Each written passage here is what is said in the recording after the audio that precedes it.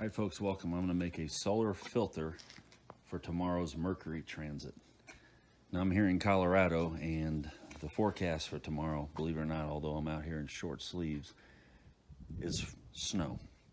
But I'm going to do this anyway. It's the Mercury transit. I wasn't going to worry about it, except that I read that it isn't going to happen again for another 20-something years, something like that, in 2032. So this is my scope. And it's got this built-in aperture reduction dust cover. So my plan is just to cover this up right here. Turn it more so you can see it. And then the cap just goes right here. So it's for things like lunar viewing and whatnot. I don't use it for this because if you dim the aperture, or if you lessen the aperture, you lessen the details. So, but for the solar, that's what I'm going to use tomorrow, and that's the game plan. So I need to build a filter for that. And for that, I bought some solar film online. That'll give me enough material to do this. So I was going to walk you through what I planned on doing. So I have a 3-inch diameter PVC cap, and then some foam. By the way, for any of you do-it-yourselfers, anytime you run across foam like this, just store it somewhere and keep it, because as soon as you throw it away, the next day you're going to have a project for it. And sure enough, this is some foam. I don't know, my wife bought something and it was shipped with this, and I kept it. So, and then I have foam board, like you get at Walmart, like project board. And so I'm going to take the PVC cap, I'm going to cut a diameter out here that's less than the 3 inches across. And it's going to give me a little ledge right here. And then I'm going to cut the foam to fit inside of here with an inside cutout as well. My film's going to go over that, and then it's going to get glued with silicone down inside here. And then I'm going to cap it with this foam, if you will, with an inside diameter cutout too, to fit right on top of here. And there's not much here to bite on, so that's one of my concerns. I think once I get it on there, maybe I'll just use some masking tape to hold it in place, because I certainly don't want to be taking pictures or much less looking through the thing and that come off. So, and then I have a scroll saw that I use. Some foam you can cut with a scroll saw or a hacksaw, some you can't, and this foam just so happens you can. So first thing I did was put this cap on here, mark an outside diameter. I cut it, and then I took my hacksaw, cut it to the width that I want. You can see I leave myself just enough, it won't roll here, just enough for the foam board, and I'll make adjustments as required. And Lowe's is just right down the street, that's where I got this, so if I mess these up, I'll redo them. And use the hacksaw to cut this to the width I wanted. And then the film's inside. I'm not going to bring it out here with all these tools and things until I'm ready to cut it to size, because I don't want it to get scratched up. So hacksaw, scroll saw, you could do the hacksaw to cut the circle too as well if you wanted to. Foam board, and then a compass if you wanted to mark a good diameter, which I may use. Although I have this dust cap to cut that inside diameter, or rather to measure it and cut it. So I'm going to go to the next step. All right, so I use this cap on the foam board, trace a circle, cut it out. In fact, I did it from this corner here. Cut it out on the scroll saw. The diameter is just a little bit too big to fit in here. So there's a couple areas there's a little bit of a bump. I'm going to take that off here. And then I'll cut my inside diameter here in a minute. All right, so I got the foam board trimmed. It's still a fairly tight fit, but that's okay with me, because once I get this thing pushed in there, and if it's tight enough, I may not even have to glue it in place. I may be just happy with that. So now I'm actually going to grab a compass, and I'm going to do my inside diameter for this.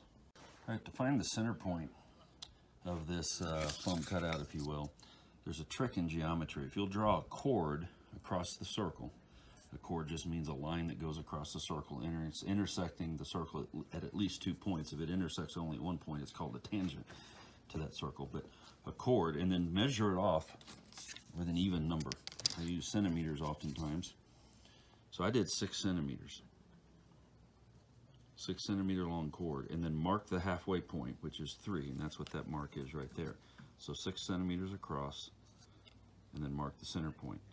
Then if you draw a line that's perpendicular to that chord all the way up through the middle of the circle, and then do it again somewhere else where those two lines intersect is the middle of that circle.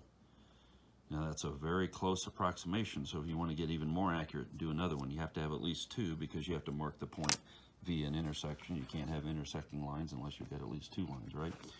But if you do three, then you get it more accurate. And in fact, you'll see that there's actually a little, just a gap inside there, like the width of a pencil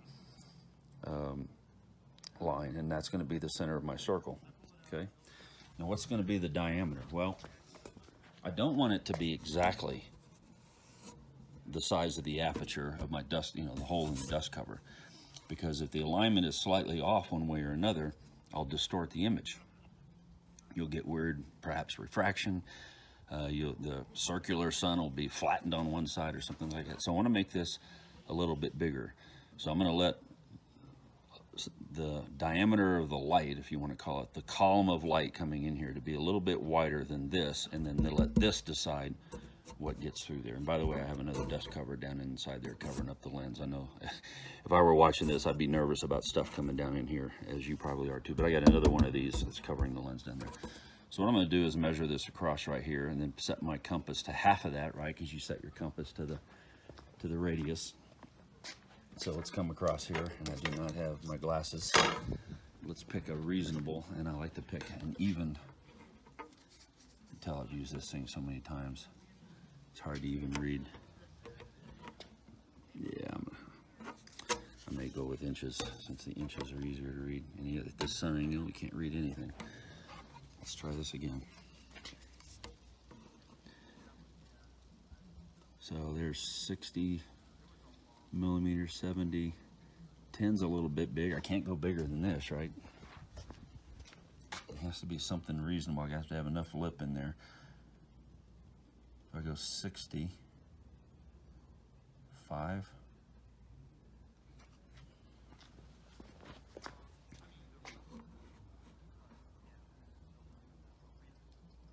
$65 ought to work. So 65 millimeters, call it 64, because remember we're going to divide it by 2. So we're going to go 32. So I'm going to measure 32 on my compass.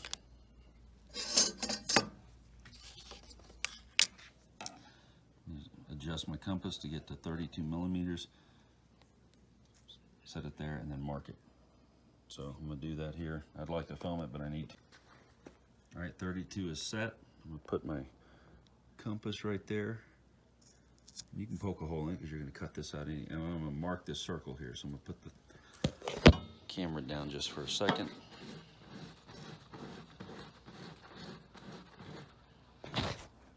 Now I've marked my circle right there. 64 across, and just for grins, I'm going to grab the cap off here. Put this on here. And the cap ought to be a little bit smaller than the diameter I cut. And sure enough it is. You can see my line stays away from the cap, because I know this covers it, and I don't want to completely cover it. I want a little bit of a gap there. So the next step is to cut out that inside diameter. I'm going to have to do all this again, by the way, for the finder scope as well. I've got a 50 millimeter finder scope. So now what I'm going to do is just gouge a hole through here, right? This is getting cut out, so who cares how pretty or clean or ugly it is. Gouge a hole through that, thread my scroll saw needle through that hole, reattach to the needle here, and then cut this out. Some people could maybe just cut across there, but I don't want any gaps, no holes, and I don't want to take away from the integrity of this foam ring. All right, so I poked the hole through the middle. I've taken off the tension off the blade of the scroll saw, and I'm going to attempt to feed this through here while filming. We'll see how well it goes. This, I do a lot of woodworking. The scroll saw was one of the first pieces of equipment that I ever owned. In fact, my wife bought it for me, and man, I love the thing.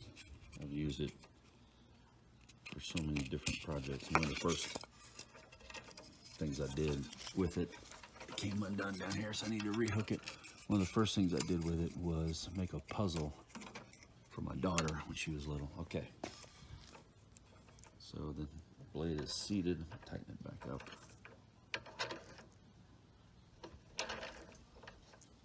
And it came undone there at the bottom. Yeah. All right, I'm gonna save you time and fix this with 2 hands. Blade is threaded through here and reattach both ends. Now I'm not gonna cut this with 1 hand. I'm just gonna get it started while I film to show you kind of the idea. Nope, the blade wasn't tight enough, so let me redo that. All right, blade reattached and tightened more than it was before. And you can take it to the edge.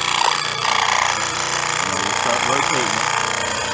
That's how you cut a circle with a scroll saw or a bandsaw. You rotate, you don't push the piece through the blade, you rotate it through the blade. So that's what I'm going to do here. I'm going to stop filming and do this and then come back to you. Alright, the ring is cut. It'll go down inside here and fit just inside here. I like using foam board. It's got the rigidity you need. You can draw on it. There's a little bit here I can probably take off. By the way, I cleaned it up with 150 sandpaper, 150 grit, which you can do with many foams, if you will. Depends on the size of the granules or whatever you call it, the bubbles. I'm not a foam guru, but the smaller the whatever you call these things, the more you can sand it. So there is a little bump there I probably need to take off, so this will go in here, but this will mark the diameter that I'm going to cut out of this cap. So I'm going to slide that in there, mark it, and then same thing, go on the scroll saw. I'm going to have to drill a hole through that to feed the scroll saw blade through, but I'll come to you after I clean that up. All right, so the foam ring's cut, and I've pushed it inside there. I trimmed, there was a little bump on the edge, so I trimmed it off a little bit. And now I'm going to mark the inside diameter of my cap here using the inside diameter of that foam ring. So I don't think the pencil will mark good enough on this, but that's basically what I'm going to do is mark that. I may have to stop filming and use 2 hands. And then pull this out. And you kind of have the ring marked there a little bit. It's not dark enough for me, so I'm going to go with a fine point marker and mark that, because I don't want to, you never want to get on the actual cutting equipment and find out there's a line there that you need that's not there.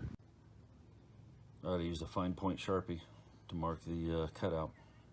So I'm going to drill a hole through here, feed the blade through it like I did with the foam earlier, and then cut this through. Cutting PVC with the blade like this is a lot messier. You know, it either goes through the plastic because of the heat of on the blade due to friction, or it just throws out little micro chunks of plastic. So it gets pretty messy, but that's the way it is. You know, I could use a wire cutter, but I don't feel like rigging one up right now. All right, holes drilled through the cap. I've threaded the blade through that hole. When I did the foam, I just put the hole in the middle and just cut to the edge and then did my circle. When I cut this out, when you're going to do a cutout like this on harder material, like actual wood and much less PVC, I guess much more PVC, the hole that you want to thread this through, get it as close to the line. I don't put it right on the line, but I certainly don't want to put it in the middle, because then I have to cut to the edge here, and it's wasted time. It's material being thrown around that doesn't need to be, scrap material, debris, and you're wearing out your blade. The other thing I was going to mention, if you've got one of these cutouts whose diameter is large enough to cut this out, just do it with a drill bit. Now this is not quite big enough, so I can't do that. I've got to use the scroll saw, but these are used to cut out holes in drywall to run power cords, plumbing, also to cut holes in doors, you know, doors that are not prefabricated, to do doorknobs and locks and things like that. So I've got a set of these, but I just don't have one whose diameter is large enough. So I'm going to do this on a scroll saw. PVC cap cut complete. It looks like it's a dirty cut, but this is actually some of the lettering that was left over. There's a little bit of a notch here. I'll sand that down just a little bit. It's not going to affect the optics or anything. It just bothers me. But you can see how we got a little bit of a lip in here, and that's what we want, because the foam, the big picture is our film is going to go over this, then we'll turn it over and push this down in here, and we should find that the foam and the inside cutout diameter are pretty much the same, very close. But what's more important is that the diameter of the cutout is greater than the diameter of the aperture, because we want the aperture to decide what gets in here, not the filter. And like I said earlier, I got a finder scope, so I'm going to do this whole process over again. What's interesting is the diameter of this at about 58 millimeters is close. And this is a 50 millimeter finder scope, but the outside diameter is about 58. So something very similar ought to work. And I'm not going to film that because it's the same process. But that's how that's going to go in there. So cutting PVC, like I talked about, can make a mess. You get little bitty micro pieces of plastic, and I certainly don't want that in the optics or on the solar film or sticking to me, because it's got a little bit of static clean to it, if you will. So I'm going to fire up the air compressor, blow all this up, clean it up, blow this all out too, clean it up, sand that little notch down a little bit more, and then I will probably cut the film for this inside, because it's more of a dust-free environment than it is, I would say, out here. I just don't want to get any stuff on here, and I don't want the film to get scratched with any of this equipment. All right, so now it's time to cut out the inside diameter of the foam that will go in here, because remember, this whole contraption, the aperture fitting, if you will, on my dust cover will slip in that foam, and the foam will grip it and hold it in place. So to know the diameter that I need to cut out, I came over here and I measured this. It was 55 across, outside diameter, because remember, that's what we're gripping, is the outside diameter. So 55 millimeters divided by 2, 27.5. And so I marked 27.5 millimeters at 2 different points. That was a mistake. So 27 and a half, 27 and a half. Now I'll go get my dust cover. I already have it right here. That's from the aperture. It's bright out here, I can't see. And I'm gonna line up those 2 tick marks that I've marked. See one poking out here, and another one's just barely right there. So I'm gonna pretty much center between the 2, and then take a look at it and make sure that I've got, now it'll be look like I've got a little less than what's over here, but it's just an illusion because of the shadow. Make sure I have the same thickness around, because this is what's going to grip. And once this is in place, I'm going to mark it and then cut it out. Okay, it's now cut, so that's what I need to cut out here. And by the way, remember, I had the cap on here and I went around with the marker. That means this line represents a diameter that's a little bit greater than what I really need. So I want to cut with the blade on the inside of the mark. And if it's a little tighter than it needs to be, that's okay. Yeah. It'll just grip more. Something's talking through my Bluetooth device, that's funny. The other thing is too, I'm not gonna thread the needle, or not the needle, the blade through here like I would, because I can go ahead and just cut straight through this foam, right through the edge, and then the edge right here, because this is gonna be glued in place and it'll be secured. I'm not worried about that. I lied, I actually threaded it through. So because I had the drill here, I might as well, and it's easy. I mean, this is a quick release blade system, so, because I really didn't want this foam ring, if you will, to be weakened. So, just like I did with the PVC and the foam board that's inside here, just put a hole in the middle, thread the blade through it, reattach it, and then we're just gonna cut from here to the ring and cut that diameter out. So, let's see how it goes. All right, foam ring's cut out. Just gonna do a little trial fit here. Again, I've got another dust cover covering the mirror gun there, and it fits. It's actually pretty snug, which is exactly what I wanted. Notice I didn't cut right up to the line. Remember, that was the dust cap that I used to mark that line, so I wanted to go well inside that.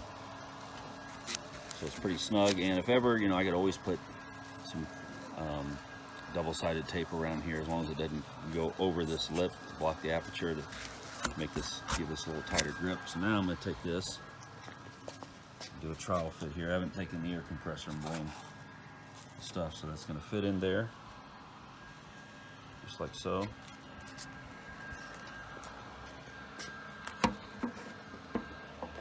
And that'll go in there just like so. Probably need to cut that out some right there. You can do that. I can sand that out. You can also do with a hacksaw blade or X-Acto knife, because remember, I don't want anything blocking this aperture.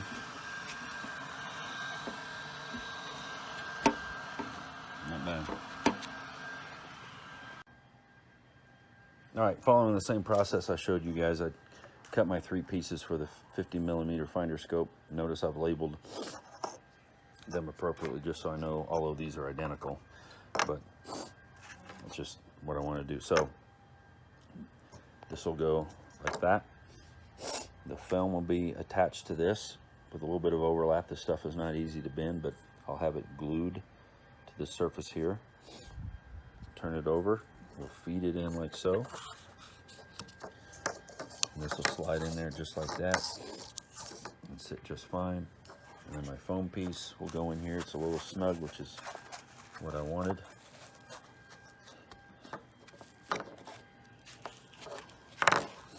Just like so. And then this will fit.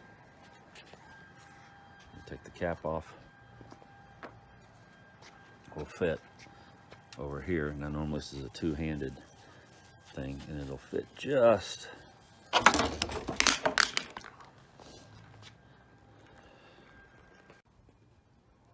right. Following the same procedures, I cut one out for the 50mm finder scope. There's the ring, the foam, and then my PVC cap that I've cut out. So how will this work? Obviously this will go like that. The film I will cut out and attach to here. Notice, by the way, I've marked everything, although these are identical. You know, I just marked it anyway. This will be identical, but I marked it as well. Tried to mark the foam, but you can't write on it, so I just made sure it was set aside. Anyway, so the film will go on top of here, attached to this surface area, and then trimmed to fit around the outer diameter. Flip it over. We'll go in here, push it down flush. The foam will go in here. And it's a tight fit. That's intentional. Just like so. And if it hangs out a little bit, that's okay. Because remember, this is just, it's just like a dust cap, except that it's got a little bit of transparency to it. And for my finder scope, cap comes off, set it over here, and this will go on just like so. I got to give it a little bit of a twist. Again, it's snug intentionally. And that's how that'll go on there.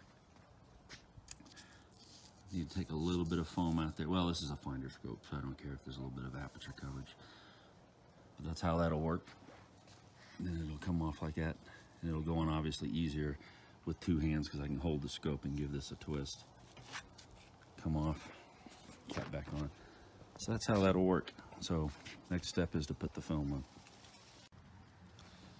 All right, I'm gonna go ahead and cut my foam out here, or my film. There's stuff going on in the house right now. They're making noise and stuff, and I don't want that background distraction. So here's the film right here. I'm gonna protect it. I've got me some nitrile gloves that I'm gonna wear powder free because I don't want to get any oils from my skin or anything like that on this thing.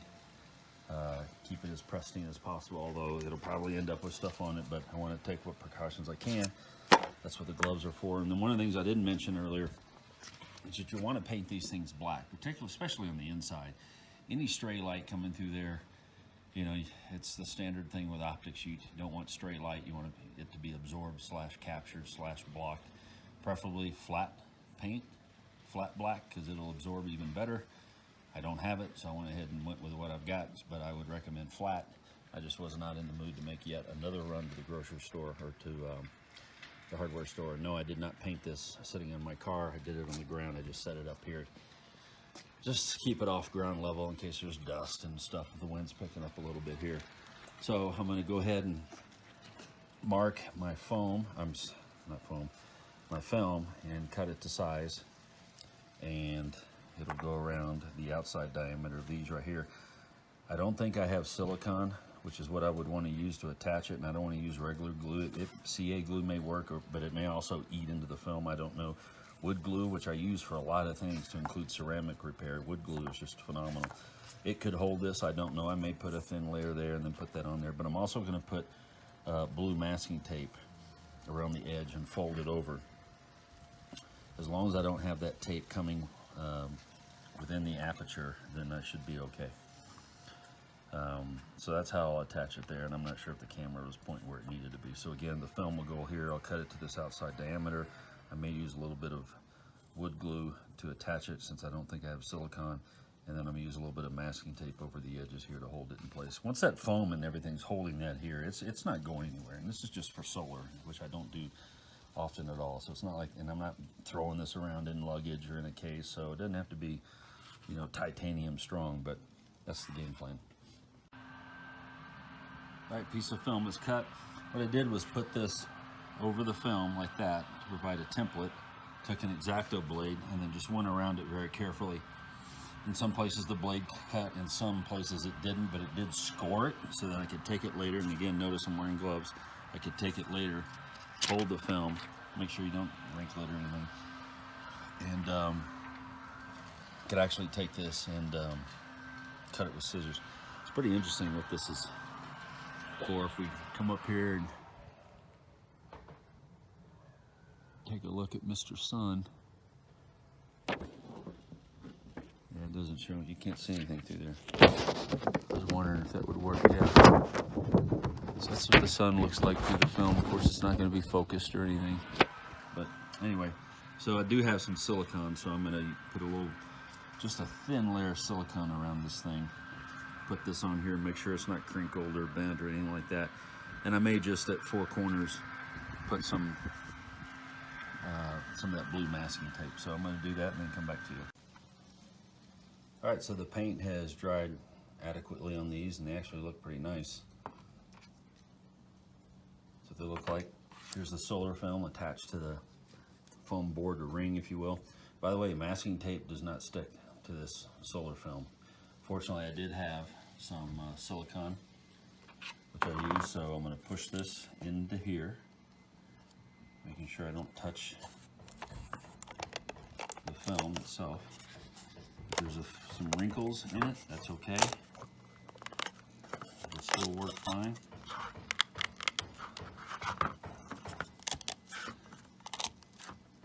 There's more wrinkles than what I wanted. In fact, I'm going to fix that later because I don't like that. By the way, these typically come with a dark side and a silver side. The silver side faces the sun. Let's see if this one wrinkles up as bad. No. So I'm going to trim that other one a little bit better. This one wrinkles still a little bit. They say no wrinkles will affect it, so we'll see. So the foam board ring is in there now. I do not like that. So this is going to go in here like that. This one's going to go in here like that.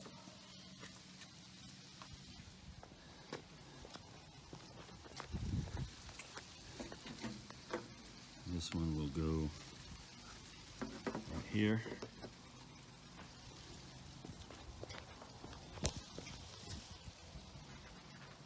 And so that's that one on the aperture hole. And then this one will go in the finder. I've been messing with this finder scope, so it's not in the position it needs to be. It should just slip on just like so.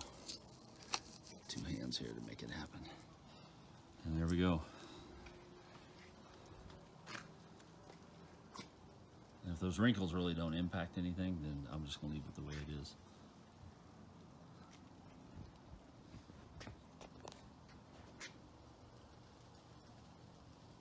All right, I'll post a picture, show you how it goes.